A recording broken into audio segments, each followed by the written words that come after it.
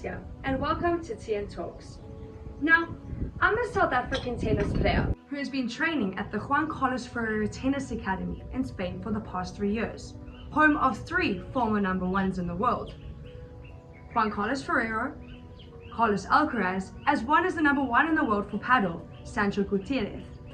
Now, being in that environment, I got to see the level of professionalism required to becoming a successful athlete. But it wasn't just tennis pros or paddle pros grazing the facilities. No, I'm talking Netflix writers, Michelin star chefs, sports managers, you name it. The insights through these conversations, regardless of their field of expertise, shifted mindsets, changed habits of not just me, but everyone around us. So this is where TN Talks comes in. We all want to be successful, right? But sometimes we don't know how or where to even begin the process. So join me by subscribing below as we dive into the stories of different successful people and find out what makes them tick.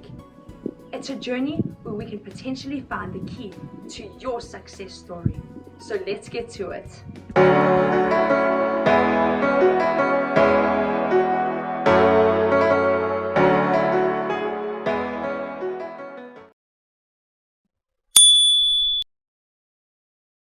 Today's guest is one of my favorites. Yes, I'm a little bit biased because he covers my area of expertise. 3-time Grand Slam champion, twice in doubles, once in mixed doubles.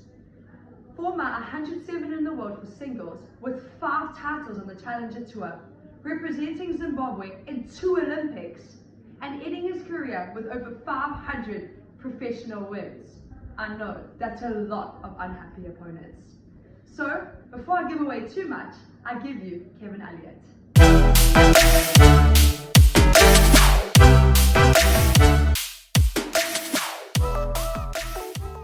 So, you are originally from Zimbabwe, but have spent a lot of time in South Africa.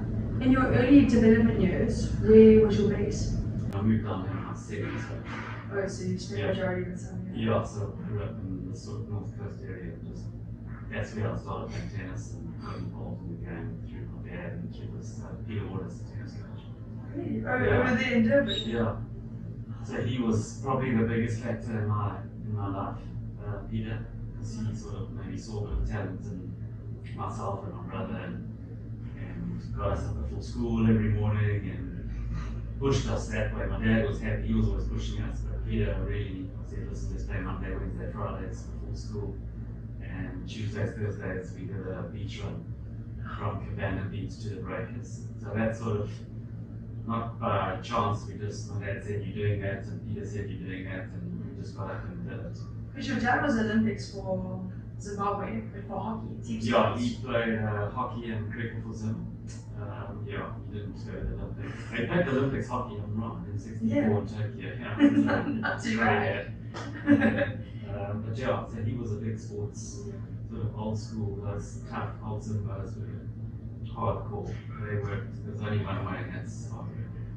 So he sort of pushed us kids into sort of trying to do that. Yeah, because coming from South Africa and Zimbabwe, you don't hear about many people from third world countries reaching to where you kind of got to. What made you believe that it could be you? Growing up as a kid here in South Africa, the environment was good to play any sport. I mean, the school system here is so strong. Yeah. Playing hockey and cricket all through my school career as well also helps. I think I wanted to be a pro tennis player. It was more like not a pipe dream, but it was something that interested me. Yeah. I still played all the sports through school, and which I think it's important for kids to do. Learning different hand skills and eye skills with different sports like hockey and cricket is all sort of thrown into the pot for tennis. I think it all helps tennis. Yeah. And then tennis was the one that I enjoyed the most, played more competitively outside of school, so that was a natural sort of transition. Because you risked a lot. Like, you left school at grade 11 and you were like, that's it. And that doesn't happen. You were like, education is so important. And then you went, where did you go? America? Well, at that stage, the South African tennis was very strong. I mean, the backing, the tennis South Africa were phenomenal. They helped me a lot. They had some super squads and an elite squad. So there was a lot of depth in tennis in South Africa. So everyone was leaving school. The top guys, Wayne Ferreira. So it was popular. It was popular. They all left at the end of Saturday. No backup plan. This was it. No backup plan. I'm moving. Yeah. And I tried to convince my dad. He says no way. And then he went to our business, and while he was away, I said, listen, I thought like just so because at that stage there were so many tournaments in South Africa. Yeah. I mean the Joburg Open. The Joburg Open, Southern Gauteng Open, Northern Gauteng Open, and then the Defence Force had all the guys had to go do their army. Yeah. So everyone was in the army. There was 30, 40 players of high level, and those guys had to play all those tournaments. So the actual tournaments around South Africa were as strong as a Challenger. Yeah. And they were just money tournaments or just trophy tournaments. You know, SA closed, SA open. So there was so many matches to play, which I think they're really lacking now. Yeah. So you just had matches every weekend, and that's why I left school. So you could go and just play matches, practice, play more matches, and learn. Because when you left, obviously there was a little jump in competition. How did you manage that adjusting? Yeah, it's tough. You have to figure it out and just stay the course and just figure it out. It's not, there's no real formula. I mean, if you're a phenom, like some of the guys like Perez, those guys these days, you also at 15, 16, they're hitting the ball like a 22-year-old fully. So it's a lot easier for them. But yeah, You battled your first year. First couple of years, it wasn't easy. The first year was tough, losing a lot of first round qualies. We went to Europe in the winter, January, February. Yeah. It was always a great test for all of us in the squad. Getting there, just playing guys who were playing so many matches. They're playing German Bundesliga. They're so experienced in playing matches. We were just quite eye-opening. So we lost some qualities, a lot of us, the first month. Got into the doubles sometimes and won a few matches in doubles just to play matches. And then from that we learned and figured out how to just get better and what we needed to do to improve. Because I mean, I'm in futures now. It's a gold fight. Like, it is ridiculous. It's disheartening.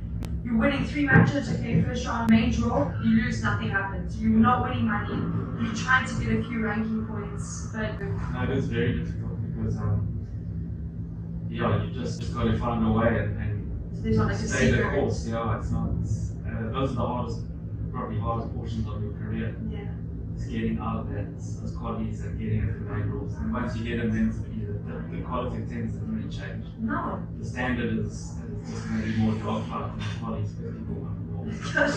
The cheating and the It's not arguing. easy. I mean, we went after our stint in Europe, we went to America for 4 months. Back in there wasn't futures, we played satellite. So it was 4 weeks in a row constituted one satellite. Yeah. And at the end of it, you tally up your satellite points for your ATP points. So every week's important to go try and make it 4 weeks. So it's a full month tennis. So we were playing 5 rounds of qualies in Louisiana, America, just to get to the main draw. So it's backcourts on college campuses and 30 degrees heat. And it teaches a lot, it teaches you a lot about yourself. Yeah. And can you grind through those tough times? And once you get in the main draw, then then it's actually easy. Yeah. You get some linesmen, you get some umpires, and you get some new balls maybe on the third set. So it actually gets easier, but you've got to get through those salt type of stuff. Because your first major win was in 1994, you won your first Challenger doubles title.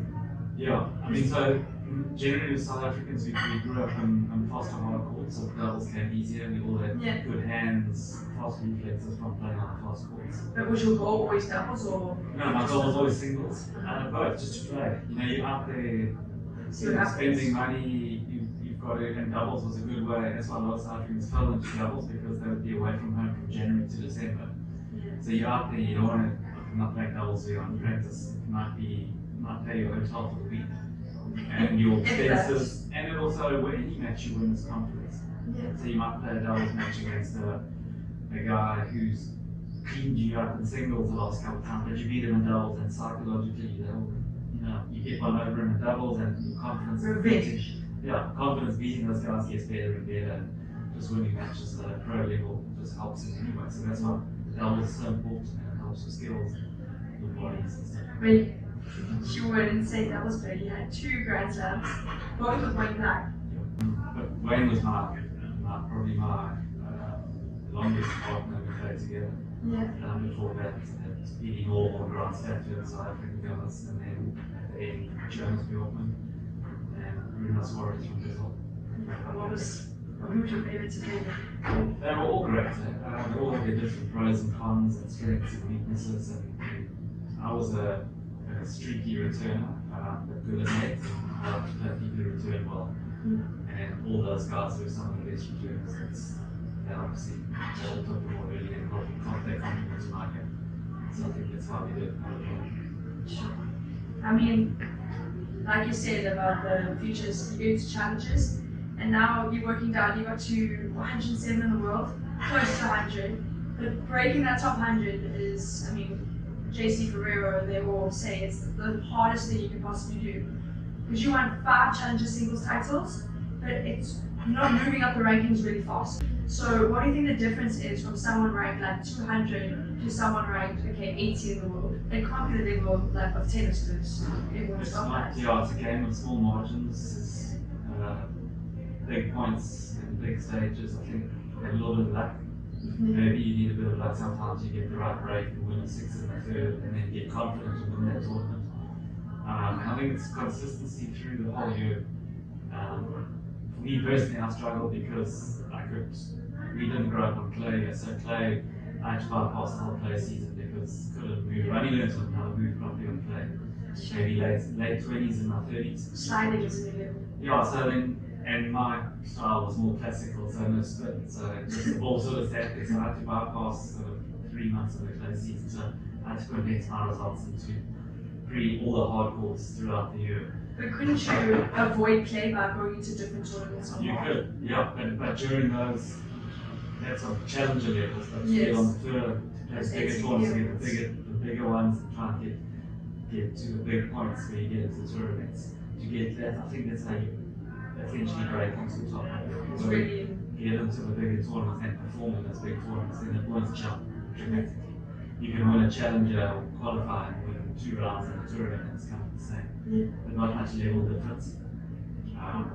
So it's consistent results over 12 months, I think, and keeping mine, I think mine was 2-3 good results and then allow was 2 sort of like that. Yeah. So when the wheeler comes around to defend the points, to keep your ranking at 100 or 150 or whatever, if you don't defend them then you're out to 200 again. And you will start the whole process. And mentally it's just... No, it's tough and you will work hard and sure.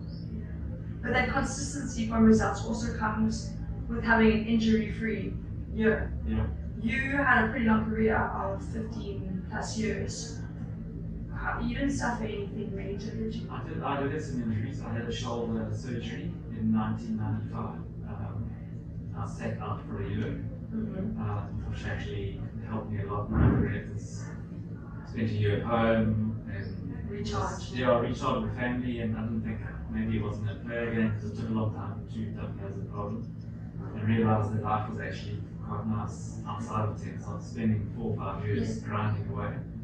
And then when I went back, I almost had a fresh approach that was a bit more freedom, exactly. Like care, like not worried about the results as much, points and money, which is a big Achilles for a lot of kids breaking in. They worry about the results in the end game rather than just trying to play well and improve and just let things happen better. I mean, it is tough. Money is super important.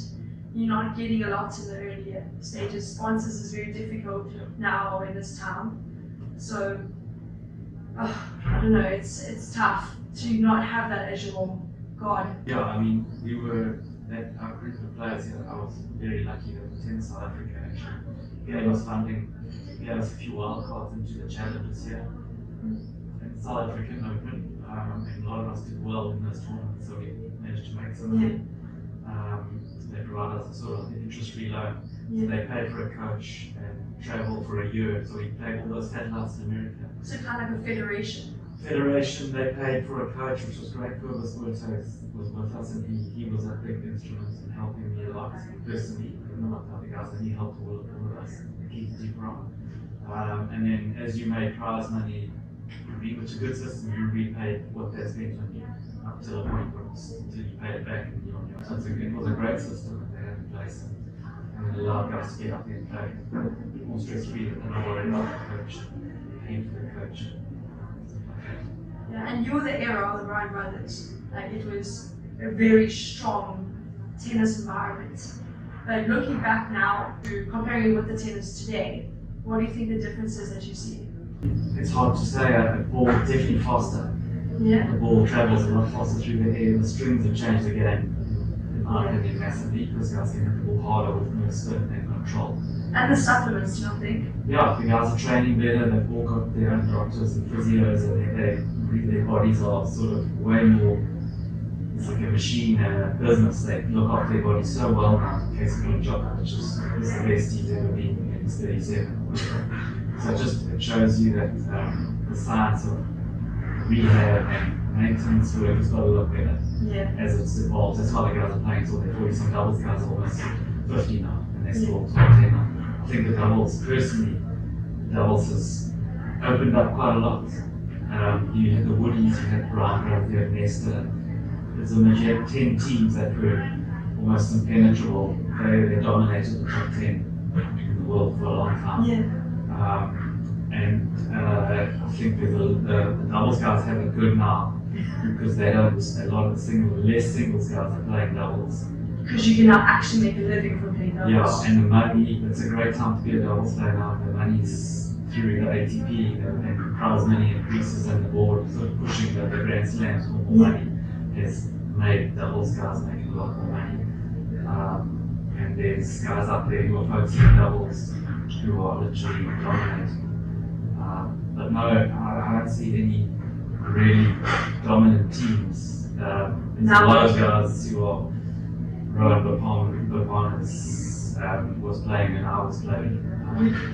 A really good player, but just because he hung in there and worked hard and kept healthy now, he's really good. So do you think tennis really is just the long term of grinding every day, sticking to it? Because for me, I'm 18, right? So I've been injured, I've had a couple of years, and I'm getting stressed out. I'm when my time is ticking. There's a lot of doubt now, but do you really think you start hitting your prime time later on in your career? I think South Africans are generally late developers. Yeah. Because we don't have the sort of academies like they have in Europe or something like that, or the exposure to international tournaments like in Italy. They've got a challenger or something every weekend, So that's why Italian tennis, I think, has gone like that. Because they've got all their juniors getting wild cards and challenges and exposed all the time to futures and stuff like that. So it's definitely a massive thing. But I don't think, 18, you shouldn't be stressing. You should just be focusing on working hard, keeping healthy, like what you need to do. And I know you're going to college, or the college route's a good route, because a lot of John Isner, as an example, some of the girls on the tour have done 3 years of college, come out there almost with a degree at 21, a lot more mature, played a lot of matches, and then they get to the tour, they're a little bit more comfortable. I think coming from 18, the juniors straight into the futures is very difficult, because you're playing girls who are 28, who've been out there for 8 years, and super experienced, and dogfighting, and a lot of stuff like that. It's tough, really. I think college is a good sort of avenue to go to get all those tough matches, fist pumping and all that kind of stuff for a couple of years, and sort of study and be more well-rounded. That team environment, because you have to enjoy the senses of learning sport. Yeah, and you want to enjoy the practice. I mean, it sounds hard, but it's quite key to that. It's not a slog, because then everything becomes a bit of a slog. I mean, when I was your age as well, the practice was tough, but also the camaraderie, practicing with your mates, stuff like that also helps. Pushing each other, a lot of banter, seeing your one mate qualify and win a tournament, or this ranking going up like that, he brings the other guys behind him because they want to do it and they've beaten him before and they know they can do it. It helps them realize if he can do it, I can do it. But to be out there with no sort of peers and a group of mates who are also trying to do it it's different. Yeah, it is. And that's why I think a coach comes in very handy in terms of relationship. I don't know if it's possible to do it on your own. Yeah. You need to travel with a coach, not full time. I mean, it's good to go out there and play some matches and figure it out yourself. But there's I think 21, 22 is a good time to. I mean, the way more people are playing longer into their careers now. Yeah. Before tennis was like, well, you've got to turn pro at 18, be on the tour at 19, 20, and then you've got till 30 where people retire. And now that 30's become 40, or late 30. So there's no real rush to suddenly go, I have to be on the tour at 19. Yeah. 21, 22 is fine as well. 10 years of playing getting tour points and making some money, and it's also good. Yeah. That's probably why you get Getting injured. your technique right, not just go out there and not be technically or physically ready. Yeah. And in terms of like coaching, this year's been rough for me as I've switched a lot with coaches.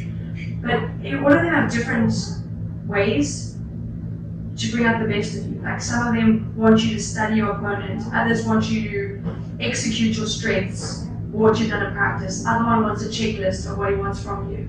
What kind of way do you suggest going onto the court to play a match? Yeah, you need to have some sort of book on your opponent. I mean, if you don't know the opponent, you haven't seen it before, but you definitely need some sort of game plan to their weakness Yeah. and exploit their weaknesses. Did you spend a lot of time watching and analysing? Yeah, especially from a doubles point of view and singles.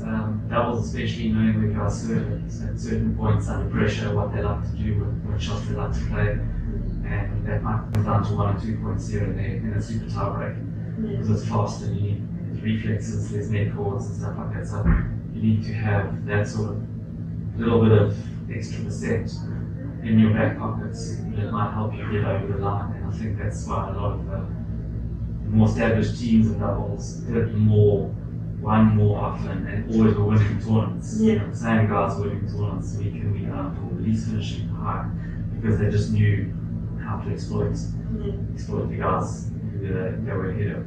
Yeah, so it is important. And then with regards to the Olympics, you're representing Zim twice. How was that change of energy from the ATP Tour where it's like super serious to the Olympics with every athlete in the world? Yeah, man, it was awesome. It was such a nice environment to be in the village and just looking past some of the greatest athletes you've ever seen. Yeah. Anyone in particular? I'll never forget in Sydney watching Wolvie and McDonald's in which I never understood. And every single athlete would just live in McDonald's, Canada McDonald's. They're the best athletes in the world. Haile Gebrselassie was the 10,000 meter animals. He's like the Roger Federer of long distance track. Smaller guy, but just smashing burgers and McDonald's and stuff like that. Which was a bit of a surprise. But Key to success, I like that. I guess they just trained so hard and stuff, they just feeling their bodies. It was an amazing experience to be around teammates, watching them play, watching them, supporting them during their games, and having them come and watch us and do that. Sure. I mean, keep you humble, like maybe too humble. I was saying earlier, I've known you for like 8 years, spent a lot of time with your uncle, and half of the stuff I had no idea about. Yeah, I'm not gonna go and brag. I mean, I had a good career. I mean, I wish I could have done better, as everyone does. But it's just very lucky to have got out there and had a bit of backing from Tennis South Africa, and Zimbabwe helped me a lot. The job, can't complain on that. Is there something that you wish you had known earlier on in your career? Yeah, I think so. In 1994, Kevin Curran and I were always mates. I met him when I was 17.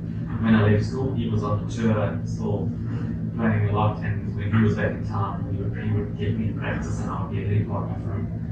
And then he retired and started managing me and advising me and like a mentor. So I went to live with him in Boston for a bit, and he was working with me and taught me. After that, he took 3 months off. Because I'm not a big guy, he said we got to put like 5 kilos of muscle. So we got in the gym with this specialist guy, these 2 guys who just broke my body down and then built it up. So A lot of definitely protein helped. shakes. lot of heavy weights and squats and stuff like that, which was, he learned me, he taught me how to look maybe the bigger picture, just trying to rather just not aim higher, but not be focused on just being where I was, sort of try to get my serve bigger, be more aggressive and stuff like that. And, I mean, he taught me that when I was sort of 22. I wish I'd learned that at maybe 16, 17, but I mean, you can't say that. I mean, at 16, 17, if I'd done that, I might have got injured more. Yeah. You never know how your body's developing and whether to take on very low, but he definitely helped me a lot, opened my eyes on how to aim a bit higher. And now you've retired, you have a family of 4 kids. How has your love for tennis rubbed off on any of them? Yeah, my oldest daughter, she played Jamaica, she played for a while and took her to a tournament. She said, I never want to go back. So that ended quickly, and then she got into golf, and she likes golf. But Nicholas he's playing a lot of tennis, so I'm going to try and push him. Good old Westridge. Yeah, good old Westridge. See if I can push him and try and teach him stuff. Earlier, but even when he's in his sort of teens, that I learned when I was in my mid-20s. And now you've opened your paddle academy, paddle club. How's that going? Yeah, paddle, just by chance got involved with paddle with a friend of mine, Ryan. Opened the centre, and I'm trying to open 2 more. Wow. And it's growing fast. It's growing fast. Paddle, as you know, in Spain, paddle's huge. Yeah. It's moving in South Africa now. How long it'll last, I'm not sure. No, I'm sure it'll last long. They just had a paddle A tournament in Cape Town. Yeah. Some of my friends were watching it on TV, were like, no way, this is my home. Yeah, there's a lot of money tournaments in South Africa now. There's one in the beach over now. This weekend, 350. Are you coaching? Hey, no. I'm going to try and get my coaching license. I'm coaching a little bit. But Nick, it's also my kids are playing a lot of paddle now as well. So Nick loves it more things. But paddle it's a great sport. Everyone can play. Yeah. It's not like tennis is a difficult sport for someone. They're 40 to suddenly start, Yes. Pick the balls up every 5 seconds. There's no rally. No rallies. But So much harder than I'm watching kids, teenagers, 70-year-old ladies having rallies for 20, 30 balls, laughing, giggling and just enjoying it. So I think it's got a lot of When was the last time you actually reflected properly on your career? Sure. I watch tennis on TV a lot and watch the double guys and just remember, it felt like so long ago, I can't remember just being in those situations on those courts and playing in those moments and stuff and then in front of the crowds. It actually blows me away sometimes. It's nice to actually look back and think about it. You get involved in the kids' life and years just roll on. Yeah. And then it's nice to think back and go, I remember that, and really often talk about those towns we used to go to every year, being the same cities and Stockholm and all the stuff which we loved. What was your favourite place to do? We loved Stockholm. That was one of my favourite tournaments. And the States was great. New York was one of my favourites. New York and Melbourne. The smaller towns that you played growing when you're grinding on the tour, you don't really remember because they're sort of tiny little towns in the middle of But there's some shockers, huh? There are some shockers, but those are the ones you kind of remember, you kind of giggle, oh, you can remember that match. Riding a camel on the beach or something. Yeah. Using some linesman and umpire that he doesn't understand what you're talking about. But then you get to the other side where it's just nice hotels and collection cars and so it's I haven't reached there yet, I'll let you know the experience yeah. from there. Okay, but I really appreciate you coming and sharing this. I know it's going to help a lot of players struggling to break that future mark, the challenger mark, all the different faces. So I understand I'd also like you to have you as kind of a mentor. So, how can you get better soon in this more books? Yes, I hope so too. Thanks for my forehand.